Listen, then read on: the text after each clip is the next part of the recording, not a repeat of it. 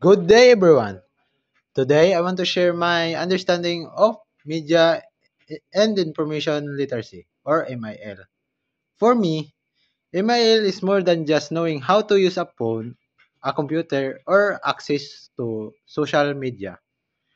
It is about being smart, responsible, and critical how we use, share, and understand information in today's digital world.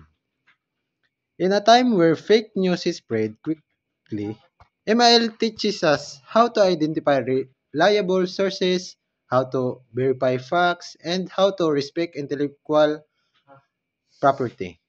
It empowers us to ask the right questions, to think before we post or share, and to avoid being misled by false or harmful content. MIL also help us to become active citizens who can express our ideas clearly and respectfully, whether online or offline.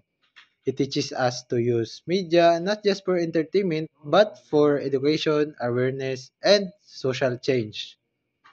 In summary, media information literacy is an important skill at, and it help us to become more informed, responsible, and empowered individuals in a full world